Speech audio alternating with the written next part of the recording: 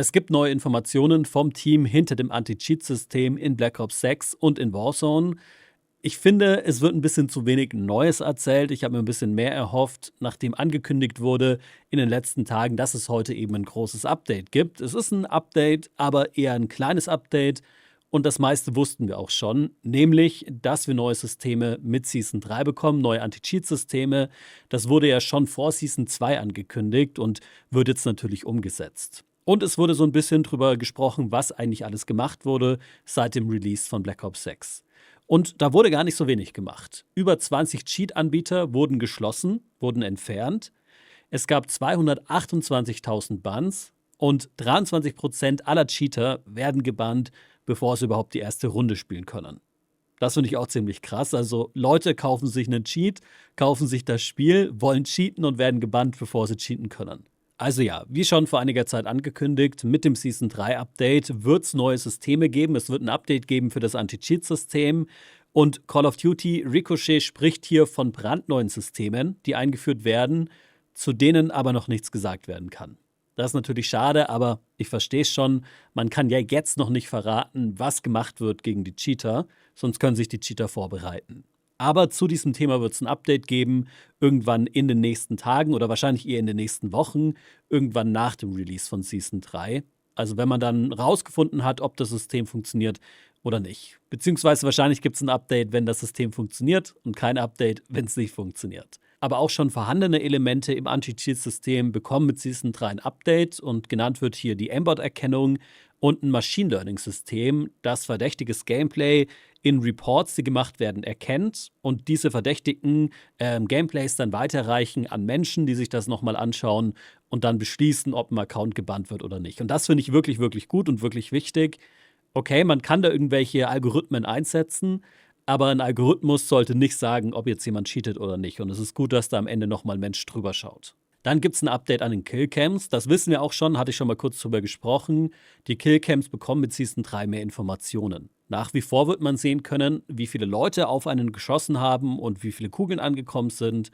Aber mit dem Update wird man auch sehen können, ob man vielleicht auf der Minimap angezeigt wurde vom Gegner, weil man mit einer Waffe geschossen hat, ohne Schalldämpfer.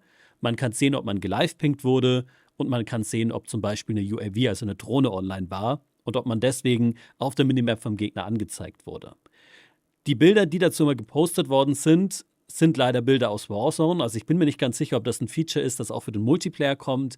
Wäre aber gut, denke ich mir. Zu diesem System sind auch noch weitere Updates geplant und in der Zukunft wird man auch noch Equipment sehen können, andere Streaks sehen können, Feldausrüstungen sehen können, Aufträge sehen können und Extras. Also wenn man von einem Extra erkannt wurde, wird das dort angezeigt. Wenn es einen Auftrag gab, der die eigene Position offenlegt, wird das da angezeigt und so weiter. Also man weiß dann viel besser, was eigentlich passiert ist. Und weil wir gerade beim Thema Killcams sind, nochmal eine Erinnerung. Die Killcams in Call of Duty zeigen nicht 1:1 das, was passiert ist. Da wird die Szene einfach nochmal nachgespielt, ein bisschen wie bei einem Theaterstück. Und bei einem Theaterstück ist ja das, was gezeigt wird, auch bei jeder Vorstellung ein kleines bisschen anders. Und so ist das auch bei Killcams. Der Rauch von der Rauchgranate könnte anders sein. Vielleicht wird ein bisschen Shaky Aim geglättet und sieht viel, viel genauer aus in der Killcam zum Beispiel. Manchmal sieht man auch, dass Gegner irgendwie daneben schießen und man bekommt noch Schaden.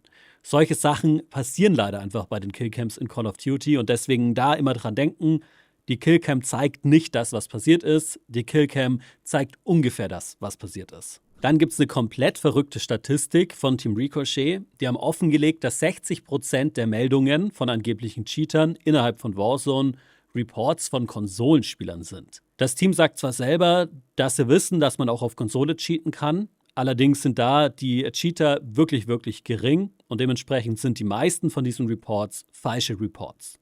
Also Reports von Leuten, die gar nicht gecheatet haben. Wahrscheinlich wegen den komischen Killcams und, glaube ich, wahrscheinlich auch wegen dem starken Aim Assist. In manchen Situationen ist der einfach komplett crazy und klebt auf dem Gegner und ich glaube, auch das sorgt für ein paar falsche Meldungen. So oder so ist das eine ziemlich hohe Zahl und im Prinzip bedeutet das, die müssen jetzt wirklich krass am Anti-Cheat-System arbeiten, damit das Anti-Cheat-System so gut funktioniert, dass wir dem wieder vertrauen können. Dann sollten auch die Reports runtergehen und dann ist wahrscheinlich auch mehr Zeit bei den ganzen Überprüfern, wirklich echte Cheater zu überprüfen und schneller zu bannen. Aber ich finde, das Team hinter dem Anti-Cheat-System muss da jetzt erstmal vorlegen. Ich finde, es ist nicht unsere Schuld, dass wir so viel reporten. Dann wurde das Shadowban-System angesprochen oder Limited Matchmaking, wie es von Call of Duty selbst genannt wird. Und ich bilde mir ein, das ist das erste Mal, dass darüber gesprochen wird, oder? Es wird auf jeden Fall davon gesprochen, dass verdächtige Accounts in dieses Limited Matchmaking fallen, also geshadowbannt werden. Da wird jetzt leider nicht ganz genau gesagt, was Sache ist, aber die meinen, wenn es starke Veränderungen am Accountverhalten gibt, dann kann ein Shadowban ausgelöst werden, was auch immer das bedeutet. Und wenn zum Beispiel ein neuer Account Stats hat, die eigentlich fast unmöglich sind für jemanden, der das Game zum ersten Mal spielt. Was auch ein bisschen gemein ist, wenn halt jemand einen zweiten Account erstellt aus irgendwelchen Gründen und eigentlich schon ganz viel Call of Duty gespielt hat. Also wenn man sich einen neuen Account macht, muss man anscheinend absichtlich erstmal schön schlecht spielen, damit man nicht verdächtig ist. Und es wird nochmal bestätigt, dass alle in der Limited Matchmaking Lobbys suchen und spielen, wenn einer in der Party geshadowbannt ist. Und es gibt da auch Statistiken, die mich ein bisschen überraschen, weil man hört ja ganz schön oft, dass Leute geshadowbannt werden. Das scheint so ein Riesenproblem zu sein. Aber tatsächlich ist es so, dass nur 0,15% der Spieler, der gesamten Spieler in Black Ops 6 und in Warzone geshadowbannt sind. Und das ist irgendwie krass. Ich dachte, das sind sehr viel mehr Spieler. Trotzdem ist es natürlich richtig nervig, wenn man jemand ist, der die ganze Zeit geshadowbannt wird, ohne dass man cheatet.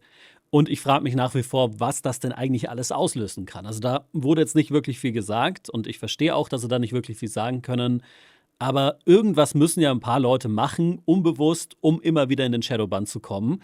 Und wir wissen ja, dass diese Leute, die immer wieder geshadowbannt werden, nicht hacken, weil sie sonst irgendwann gebannt werden.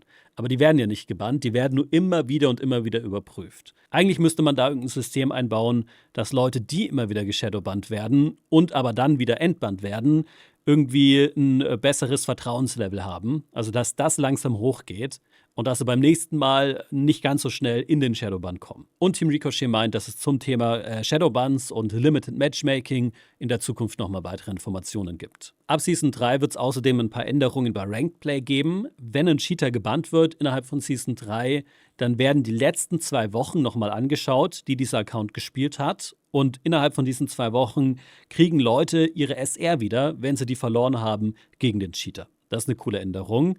Und natürlich ist es so, dass Leute, die gebannt werden, aus den Leaderboards fallen. Dann wissen wir natürlich, dass Teaming nicht erlaubt ist innerhalb von Call of Duty Black Ops 6 und innerhalb von Warzone. Also, dass man sich irgendwo trifft, obwohl man in gegnerischen Teams ist und dann zusammenspielt. Und da gab es jetzt wohl anscheinend auch die erste Bannwelle. Also nicht teamen.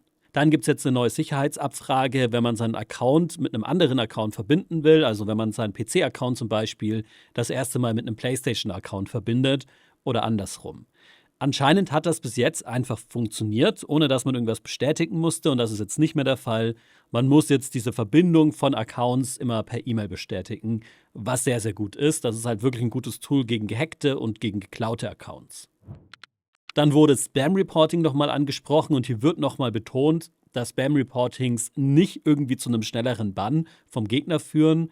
Und es ist sogar so, dass Accounts, die ganz viel reporten, irgendwann nicht mehr als so vertrauenswürdig angesehen werden und Reports von diesen Accounts werden nicht mehr so stark gewichtet. Das sind die ganzen neuen Informationen zum Anti-Cheat-System, zu den Änderungen, die mit Season 3 kommen, zu dem, was passiert ist in der Vergangenheit. Hört sich gut an, ist jetzt aber natürlich sehr viel, ja, wir verbessern die Systeme und ja, da kommt ein neues System, ohne dass wir jetzt wissen, wie gut das dann alles wird. Aber ich bin froh, dass die weiter am Anti-Cheat-System arbeiten. Ich bin mir auch sicher, dass sie da wirklich viel Zeit rein investieren, weil das so ein großes Problem geworden ist. Und mal schauen, wie sich das alles entwickelt. Ich hoffe eben, dass die schneller Cheater erkennen, besser die Cheater erkennen, dass wir cheaterfreier spielen können, dass wir dann nicht mehr so misstrauisch sind, dass wir weniger Leute reporten und dass dann weniger reportet wird und nur Leute reportet werden, die wirklich hacken und dass dann diese Leute auch wieder schneller gebannt werden und sich das nach oben schaukelt und wir irgendwann ein hoffentlich hauptsächlich cheaterfreies Call of Duty haben. Komplett was dagegen machen geht nicht. Aber es kann natürlich mehr gemacht werden als das, was wir in der Vergangenheit immer wieder hatten. So kommt es mir auf jeden Fall vor. Was sagt ihr dazu? Lasst einen Kommentar da, lasst eine Bewertung da, lasst ein Abo da. Macht's gut, bis zum nächsten Mal.